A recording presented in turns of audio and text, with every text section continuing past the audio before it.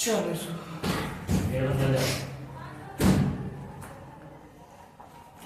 करके गेट बंद कर दिए।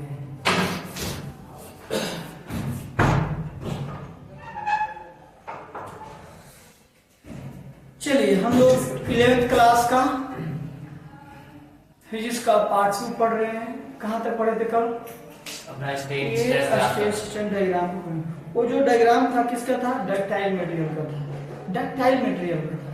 Ductile material this the material which have large plastic range of the extension is called ductile material.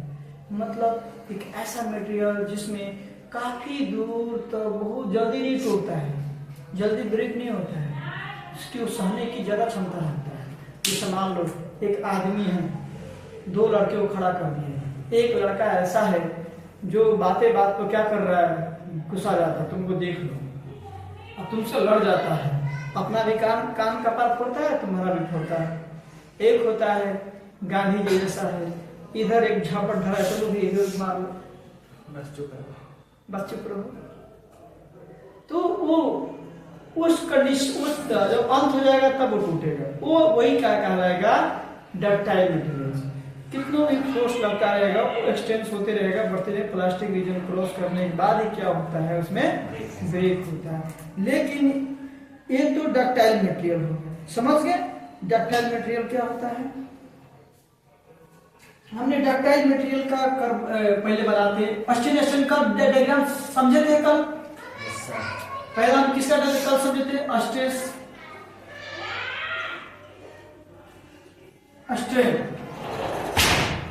अस्टेन ये दो डायग्राम समझे थे कल। ओके, अब हमने क्या बोला, उसी डायग्राम को पूरा चैप्टर चलेगा। अब आते हैं, पहला लेते हैं डक्टाइल मटेरियल। क्या लेते हैं? Ductile material. हम आपको बता दिए हैं कि डक्टाइल मटेरियल्स क्या होता है। देखो क्या होता है, कोई भी ऑब्जेक्ट, मेरा गिरना नीचे आएगा। क्या होता है, जब कोई भी ऑब्जेक्ट पर हमने क्या किया, फोर्स लगाया। क्या किया? टेंसाइल स्ट्रेस लगाया, जो भी किया, हम खींचने लगे। एक इंसान इधर है, एक इंसान इधर है। ये भी 20 न्यूटन का फोर्स लगा रहा है और ये भी 20 न्यूटन का फोर्स। क्या कहते हैं? अपना पढ़ लो, ठीक है? मैं पूछूंगा, फिर उठा कर पटक के मारूंगा, ठीक है जी?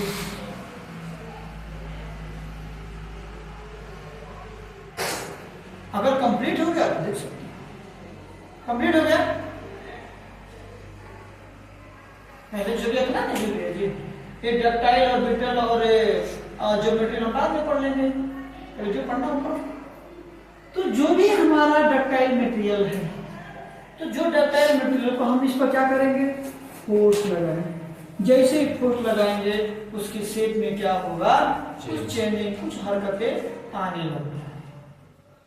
जब हरकतें आने लगता है तो क्या कंडीशन क्रिएट होता है? कंडीशन क्रिएट होगा कि इसका लेंथ क्या होगा, बढ़ने लगेगा। सपोज बढ़ता क्यों है लेंथ?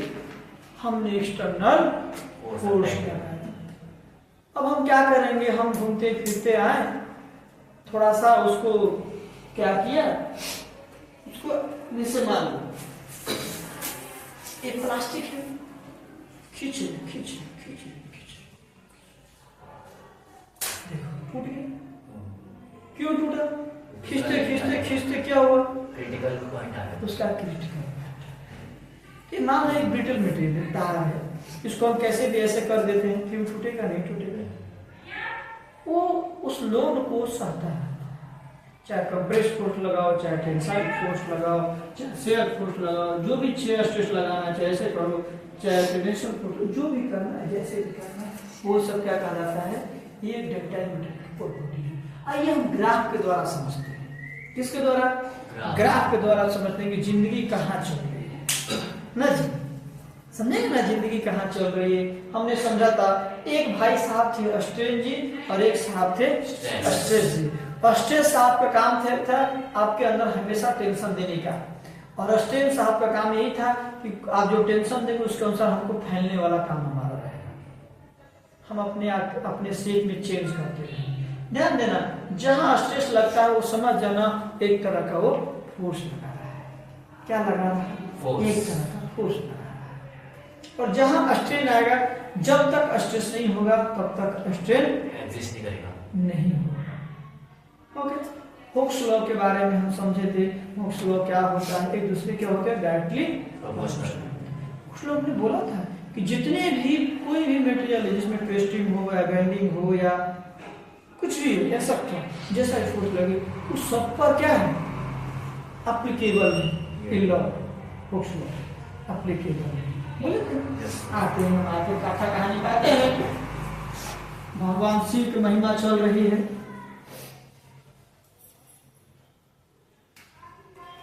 ये है जिंदगी, यहाँ जिंदगी लेके आ गए।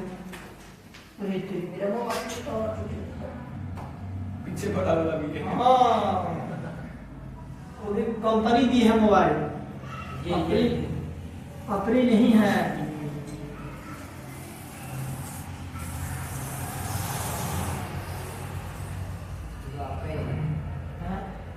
वो मेरा ही है। अच्छा, इसको उठा लेते हैं। तो क्या करते हैं, हमने पहले पढ़ा था यहाँ से सभी चीज को सेम लेके जाएंगे। क्यों लेके जाएंगे? क्योंकि यहाँ पर क्या है? सेम रहेगा, क्या रहेगा? सेम रहेगा, क्या रहेगा? सेम। ये डायरेक्टली कॉरेस्पॉन्डेंट, इसको पॉइंट मान लेते हैं। फिर यहाँ पर चलते इसको पॉइंट मान लेते हैं। फिर यहाँ पर चलते इसको पॉइंट मानते हैं 20। फिर इसको ऐसे करके यहाँ पर कर देते इसको ए बी सी डी और एक में आता है। तो समझ गए पहले क्या हुआ कंडीशन?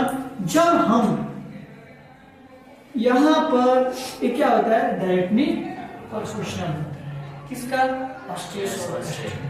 तो ये होता है इलास्टिक लिमिट होता है। इसे क्या कहते हैं? Elastic limit. ये अपर यील्ड पॉइंट आता है। ये क्या होता है? अपर यील्ड पॉइंट। आपकी किताब में नहीं लिखा है, फिर भी मास्टर बता दे रहा है। ये होता है लोअर, ओके। और होता है ये होता है क्रिटिकल, और ये होता है ब्रेकिंग या फ्रैक्चर, ओके। इतनी चीज को समझ में कि नहीं आया? तो क्या करना है हमको? पहला कंडीशन लेते हैं, यहां तक हमारा बॉडी सेम है। एक तार पर क्या करेंगे? लोड लगाएंगे। कैसा तार है? मटेरियल कैसा है? डक्टाइल मटेरियल है। कैसा मटेरियल है? डक्टाइल मटेरियल है। कैसा मटेरियल है? डक्टाइल नहीं देगा, डक्टाइल। जिंदगी में अपनी सभी इंद्रिया को खोल के रखो। ये समय चला जाएगा, दोबारा नहीं आएगा। हम इसीलिए बोल रहे हैं कि हम लोग भी समय गंवा चुके हैं और आज समय को कद्र करते हैं। समय को क्या कर रहे हैं? पकड़ रहे हैं और एक एक मिनट का यूज कर रहे हैं।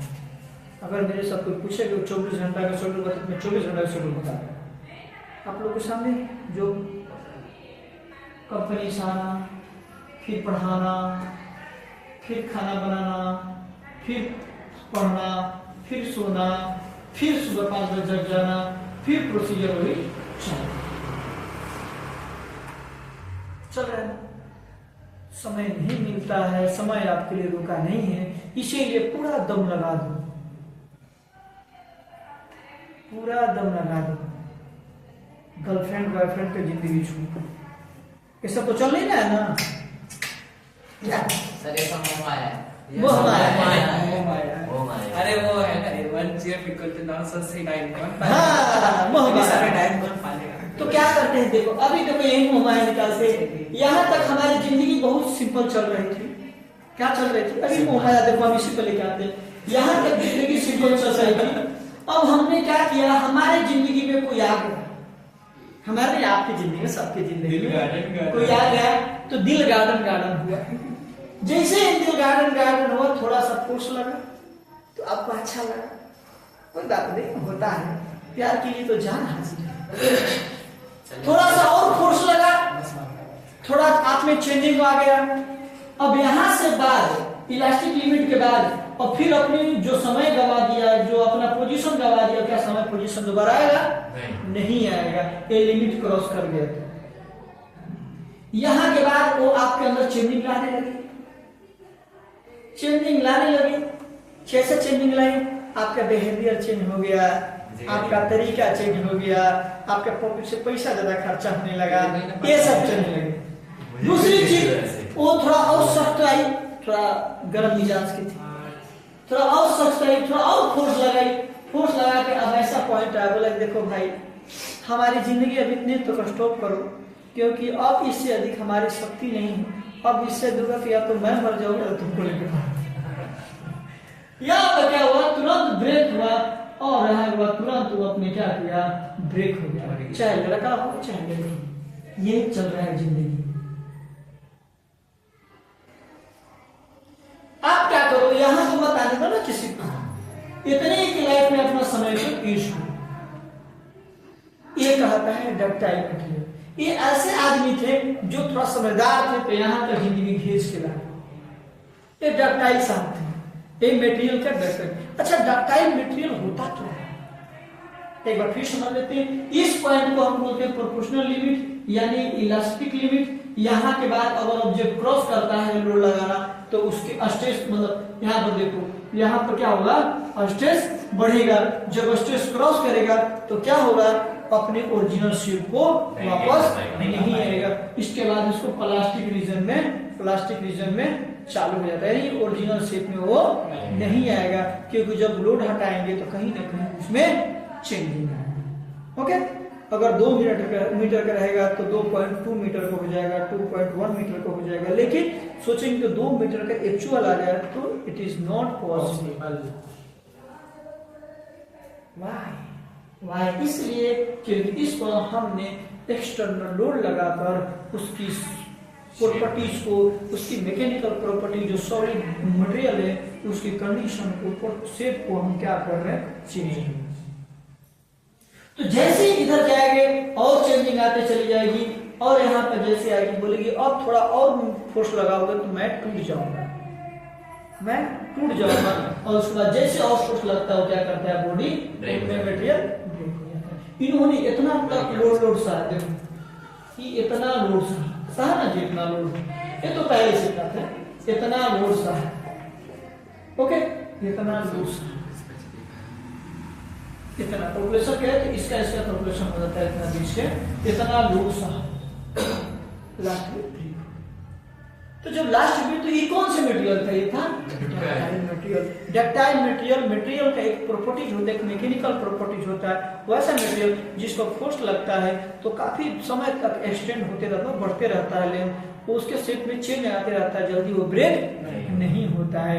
वैसी मटेरियल क्या कहते हैं, डक्टाइल मटेरियल। जैसे एग्जाम्पल बताओ, कॉपर हो गया, एल्युमिनियम हो गया, ये सब क्या है, डक्टाइल मटेरियल। चलो हम आते हैं दूसरा पॉइंट पाते हैं। दूसरा हमारा पॉइंट है ब्रिटल मटेरियल। हमारा दूसरा पॉइंट आता है हमारा as a brittle material. Brittle material में कमजोर दिल का आदमी है, जल्दी टूट जाता है।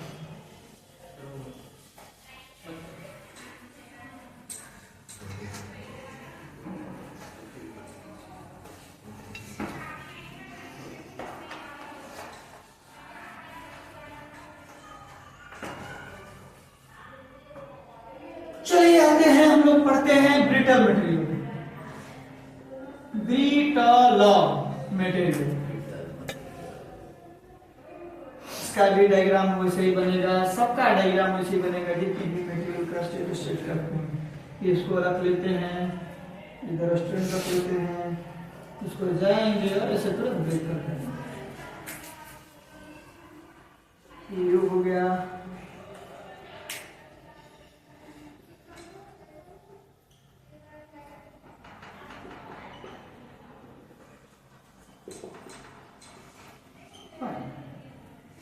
देखिए क्या होता है।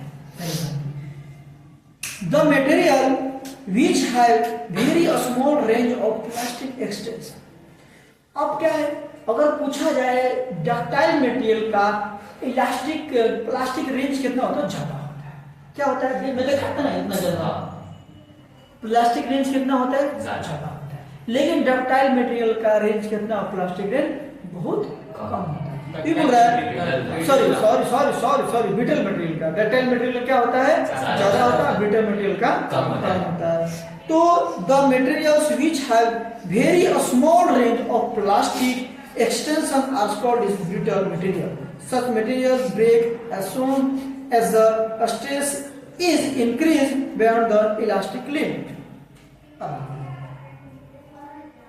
जैसे हमारा उसमें क्या कर, हम एल्युमिनियम रखे थे, कॉपर रख रहे थे, सिल्वर रख रहे थे, सभी क्या है, वायर क्या सभी ब्रिटल में आ गया। इसमें क्या आ जाएगा, कास्ट आयरन आ जाएगा, ग्लास आ जाएगा, सेरेमिक आ जाएगा, एक्स्ट्रा आ जाएगा। हम इसको अभी रखते हैं। अब हम कहानी कथा को समझते हैं, ठीक है, गिरना नहीं चाहिए। तो ये हम बात पर आते हैं, ये हमारा कौन सा मटेरियल है, मटेरियल के प्रॉपर्टीज मतलब उसकी गुण है, क्या गुण, उसके अंदर एक प्रॉपर्टीज है, गुण, धर्म वो अपना पालन करता है, धर्म से में प्राण जाए पर वचन नहीं जाए, ऐसा उसका सिस्टम है। तो गुण यह है कि जैसे हमने लोड लगाया, वो इलास्टिक लिमिट हमारा जैसे यहाँ लोड बढ़ा, तो इलास्टिक लिमिट बोला कि देख भाई इसी अगर आगे बढ़ेगा तो हम क्या करेंगे, उड़ जाएंगे, ब्रेक जाएंगे। हम जिंदगी को बहुत सहते नहीं हैं, हम थोड़े या बहुत कमजोर आदमी हैं, हम पर तो नहीं बोलते। अब देखो फॉर एग्जांपल ले, एक ग्लास जैसे ग्लास हो गया तुरंत टूट जाता है। अभी लोग जेई मेंस के लिए आप लोग तैयारी कर रहे हो, जेई मेंस हो गया, एडवांस हो गया, बहुत सारा चीज होता है जिसे लोग इंजीनियरिंग में पढ़ाई करते हैं। जैसे हम अपनी एक इंसिडेंट बताता हूँ, कॉलेज में उस लड़के का फॉर्म फॉरवर्ड नहीं हुआ था। वो क्या किया था, फॉर्म फॉरवर्ड नहीं हुआ था।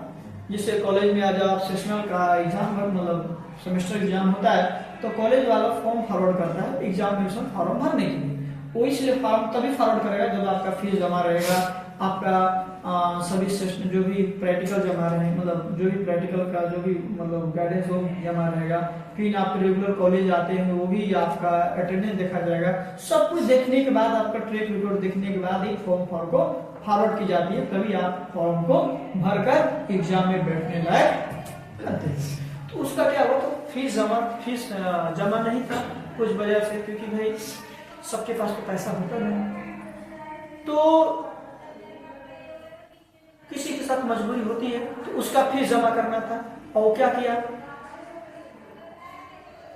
उसका फॉर्म फॉरवर्ड लास्ट डेट था, गया सर के पास, सर ने उसका फीस फॉरवर्ड मतलब बोले होंगे फीस जमा करो या देखते हैं, ऐसा कुछ बोले होंगे कि देखते हैं। लास्ट में सभी कॉलेज कर ही देता है, ऐसा नहीं होता, सब कर देता है। उसको पेशेंस बर्दाश्त मतलब वेट नहीं किया और जाकर लास्ट मतलब टेरिस पर चढ़कर लटक गया कूदने को। लोग देख लिए, रुक रुक रुक रुक रुक, बीच में फंस गया। अब ऊपर से नीचे गद्दा उद्दा हम लोग सभी लोग बिछाए। कॉलेज का नाम नहीं रखूंगा क्योंकि पब्लिश हो जाएगा, रिपुटेशन खराब होता है। और धीरे धीरे सभी लोग कंडीशन खराब हुआ, फिर सभी लोग नीचे खड़ा हो गया, पूरा हंगामा हो गया। फिर पता नहीं, बाद में पता चला कि इसके लिए यानी क्या, वो गिरना चाहता था, मतलब सुसाइड करना चाहता था कि मैं अब एग्जाम नहीं दूंगा, क्योंकि उसका फाइनल ईयर था। तो फाइनल ईयर था, तो इसी कारण क्या हुआ कि उसका कंडीशन वो बर्दाश्त नहीं कर पाया, अगर मैं फेल हो जाता हूँ तो मेरा 1 साल और बर्बाद हो जाएगा। इसके कारण में वो बेचारा सुसाइड करने पर बात आ गया, मैं ना रहूंगा ना कुछ। तो बहुत सारे ऐसे मेडिकल केस में भी आते हैं, सुने होंगे कि हॉस्टल में इन्होंने सुसाइड कर लिया। वो ब्रिटल मटेरियल जैसे होते हैं, वो समझ लो वो जो प्रेशर को झेल नहीं पाते, वो प्रेशर को संभाल नहीं पाते, जो स्ट्रेस उनकी जिंदगी में आता है उसको क्या करते हैं, उसको अपने अंदर उसको रिलीज नहीं कर पाते हैं। हम लोग भी जिंदगी में प्रेशर आया, बहुत कष्ट आया, लेकिन आदमी यहाँ तक है कि नहीं? तो उसको प्रेशर को झेलना वो किसके अंदर काबिलियत है, डक्टाइल मटेरियल के अंदर है। लेकिन ब्रिटल मटेरियल वो प्रेशर को झेल नहीं पाती है। इलास्टिक लिमिट जैसे ही क्रॉस होता है क्या करती है, तुरंत ब्रेक हो जाती है, तुरंत ब्रेक हो जाती है। ज्यादा समय लिया तो मैं दूर कर दिया, यहीं पकड़ दो उसको ब्रेक। दूर में कर दिया तो यही तुरंत ब्रेक करता है। यानी प्लास्टिक रीजन इसकी कितनी है, खाली कितनी है, ये प्लास्टिक रीजन है इसका। कोई पूछता है प्लास्टिक रीजन तो ये इसका प्लास्टिक रीजन है। समझा गया? तो ये क्या कहलाएगा, ऐसे ब्रिटल मटेरियल। एग्जांपल लेते हैं, एक साइड लेते हैं हम लोग कॉपर या एल्युमिनियम का कोई भी चीज लेते हैं, और एक साइड लेते हैं कांच, जैसे हमारे यहाँ कांच लगा है। तो कांच को क्या करेंगे, दोनों हाथ थोड़ा मारो, उसको मारो तो पिचक जाएगा। बोले कोई बात नहीं, इधर से मारो इधर निकल जाएगा, टूटेगा नहीं। इधर मारो तो इधर निकल जाएगा, ठोकोगे तो फूल जाएगा, थोड़ा उधर निकल जाएगा। इसको मारोगे बोलेगा हमको क्यों मारा, हम नहीं मानेंगे। सीधे क्या होगा, इसकी जिंदगी में ब्रेक हो जाएगा। मतलब ये कहने के मतलब जितने भी ब्रिटल मटेरियल होता है, जैसे कंक्रीट होता है, कंक्रीट करते हैं ना, तो कंक्रीट क्या होता है, पूछेगा कोई कंक्रीट क्या होता है, कंक्रीट समझते हो क्या होता है, दीवार होता है। ऐसे ब्रिटल मटेरियल तुरंत हो गया, तुरंत क्या होता है, ब्रेक हो जाता है। कांच क्या है, ब्रिटल मटेरियल है। सिरेमिक क्या है, ब्रिटल मटेरियल है। जो भी जो ही मटेरियल जिसका प्रॉपर्टीज रहे, तुरंत फोर्स लगाने को क्या होगा, ब्रेक हो जाता है। वही हमारा क्या कहलाता है, वही क्या कहलाता है, तो जिंदगी में स्ट्रेस आता है, उसको रिलीज करने का क्षमता रखो, आगे बढ़ो और मस्त रहो और खुश रहो। सुना? चलो डक्टाइल, ये इसका पॉइंट समझ में, इसमें ज्यादा कुछ नहीं था, हैं? कि नहीं समझे? समझ गए सर। विद्वान हो गए? यस, नहीं सर। चलो कल हम पॉइंट लेंगे। कल का पॉइंट रहेगा हमारा मेलिबिलिटी रहेगा, एक कंप्रेस जो अप्लाई करेगा फोर्स मेलिबिलिटी रहेगा, जो सॉलिड मटेरियल पर लगता है। उसके बाद हमारा कल चालू हो जाएगा। अच्छा, एक क्वेश्चन पूछता हूँ, बताना है। The property of a body by virtue of which is tend to regain its original size and shape of a body when applied force is removed is known as क्या कहलाता है, Elasticity. क्या कहलाती है, Elasticity. इलास्टिसिटी। अब option दो, इसको fluidity कहलाता है, प्लास्टिसिटी कहलाता है, कि इलास्टिसिटी कहलाती है, रिजिडिटी कहलाता है, Elasticity. क्या कहलाता है, Elasticity. क्यों कहलाता है? देखो, द प्रॉपर्टी ऑफ बॉडी क्या करते हैं, जब इलास्टिसिटी क्या, उसका डिफॉर्मेशन। अब छोटा छोटा टर्म्स पर बात आते हैं। आप बता दिए सर, बता दिए ना कि जब उस से बॉडी को मतलब फोर्स को रिमूव करते हैं, कोई भी एक फोर्स है, बॉडी है जिसमें हम फोर्स लगा रहे हैं, उसमें डिफॉर्मेशन होता है। जैसे ही हम बॉडी में फोर्स रिमूव करते हैं तो क्या हो जाता है, ओरिजिनल शेप को रिगेन कर लेता है। उस कंडीशन को क्या कहते हैं, क्या कहते हैं, इलास्टिक लिमिट कहते हैं, इलास्टिक लिमिट कहते हैं। वैसे कंडीशन को आखिर लिमिट कहते हैं। डिफॉर्मेशन क्या कहलाता है, डिफॉर्मेशन जिसे पूछूंगा, डिफॉर्मेशन खड़ा हुआ, डिफॉर्मेशन क्या होता है, इलास्टिक और प्लास्टिक में क्या डिफरेंस है? इलास्टिक और प्लास्टिक, हाँ, हमने बोला कि ठीक है ये प्लास्टिक रीजन है, हमने बोला कि प्लास्टिक रीजन दोनों में यूज किया। तो what is a plastic region? Elastic मतलब जो प्लास्टिक रीजन पूछो, प्लास्टिक जिसका एक लिमिट हो, उसके लिमिट के आगे उसके ऊपर फोर्स लगाए तो वो टूट जाएगा। नहीं समझे तुम सही से। प्लास्टिक रीजन क्या कहलाती है, प्लास्टिक डिफॉर्मेशन क्या, प्लास्टिक डिफॉर्मेशन मतलब जब वो किसी ऑब्जेक्ट में हम फोर्स लगा रहे हैं और अपने लिमिट के ऊपर जब वो अपने लिमिट से ज्यादा वो फॉर्म हो जाए, उसके बाद सिंपल सी बात है, करना तो वो प्लास्टिक मतलब हो जाएगा। इसके साथ क्या होता है कि जब किसी ऑब्जेक्ट को हम फोर्स लगाने पर ओरिजिनल शेप में रिगेन नहीं कर पाता है, कभी भी ओरिजिनल शेप में रिगेन वापस नहीं आ पाता है। वैसी कंडीशन में जो रेशम मटेरियल प्लास्टिक रीजन में भी आ सकता है। लेकिन इलास्टिक डिफॉर्मेशन से वो कहलाता है कि इलास्टिक डिफॉर्मेशन जिस पर अगर हम फोर्स लगाने पर, जैसे हम फोर्स को रिमूव करते हैं, वो ओरिजिनल शेप को रिगेन कर लेते हैं। क्या करता है, रिगेन कर लेता है। मतलब जो 5 सेंटीमीटर का रहेगा तो फिर वो 5 सेंटीमीटर में आ जाएगा। समझदार है यार, पढ़ाई पर फोकस करो। आज का 2 ही टॉपिक खत्म करते हैं और कल से नया टॉपिक चालू करेंगे, मेलिबिलिटी।